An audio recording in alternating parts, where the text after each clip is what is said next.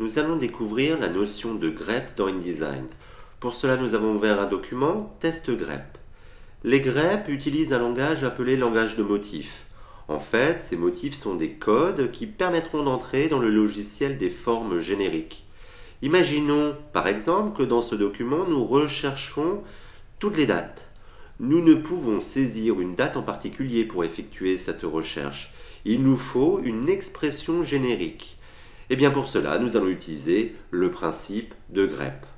Dans ce document, nous avons donc un certain nombre de dates qui sont au format anglo-saxon, avec au début donc l'année, suivi du mois, suivi du jour. Nous voulons donc récupérer toutes les dates du document et inverser l'ordre de la date, c'est-à-dire mettre ici le jour en premier, suivi du mois, suivi de l'année.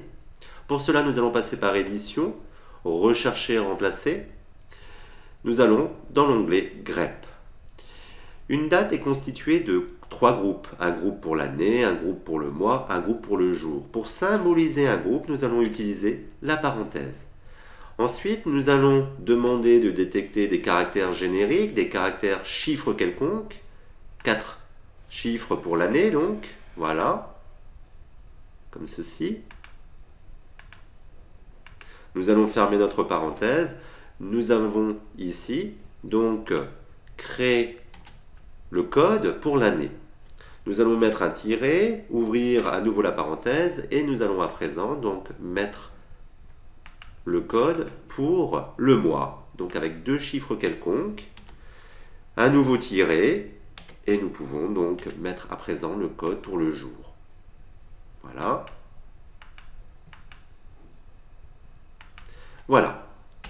Nous constatons que nous avons ici toute une série de possibilités. Nous pouvons rechercher par exemple des guillemets, des caractères de saut, etc. Dans les caractères génériques, nous avons la possibilité donc de rechercher des espaces, des capitales ou autres. Nous avons ici donc 3 composantes pour notre date. La première ici, la seconde ici, la troisième ici. Nous voulons changer l'ordre. Pour cela, nous allons indiquer que nous devons démarrer par le 3e élément. Et nous allons le symboliser ici par le dollar et le chiffre 3. Nous allons choisir un slash, puis dollar chiffre 2 pour le 2e élément, suivi d'un slash, puis dollar chiffre 1. Ainsi, nous allons changer l'ordre de la date. Nous allons également ici créer un format. Nous allons choisir par exemple dans les formats de caractères de base, nous allons choisir bold italique et une couleur, ici le bleu. Nous validons et nous allons cliquer sur rechercher. Ici, notre date a bien été détectée. Nous allons tout remplacer. 7 modifications ont pu être effectuées. Nous pouvons visualiser notre document. Nous avons bien travaillé sur l'ensemble des dates de notre document et ces dates ont été donc formatées et modifiées au niveau de leur ordre. Nous allons à présent nous positionner sur ce document. Sur ce document, nous voulons travailler sur les dates. Nous voulons donc rendre solidaire cette date, c'est-à-dire remplacer les espaces qui ont été donc tapés ici par des espaces insécables. Pour cela, nous allons utiliser le principe du grep. Voilà. Nous allons bien évidemment effacer ce qui est dans la boîte ici. Supprimer ici le format.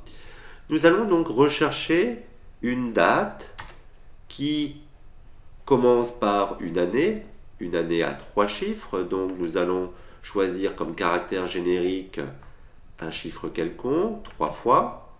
Voilà, chiffre quelconque. Et nous allons fermer la parenthèse. Ensuite, nous avons un espace. Le texte ici avait suivi d'un point, espace, j, point, c, point, espace. Eh bien, nous allons modifier ces espaces par des espaces insécables. Ici, nous allons conserver cet élément, donc nous allons indiquer $1. Et nous allons rajouter ici un symbole pour l'espace insécable. Voilà. AV point. Nous allons reprendre le symbole ici de l'espace insécable. Voilà. J .c tiré, voilà, et un espace insécable également à la fin, comme ceci. Voilà, nous allons rechercher. Ici, nous avons bien la date qui a été détectée. Nous allons la remplacer. Voilà. Nous voyons bien qu'à présent, la date ne sera jamais fragmentée puisque nous avons utilisé le principe des espaces insécables. Nous allons tout remplacer. 24 modifications ont pu être effectuées.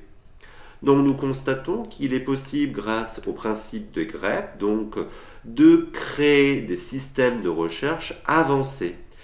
Ici, par exemple, ce système peut nous intéresser pour d'autres documents. Nous allons l'enregistrer en tant que requête prédéfinie.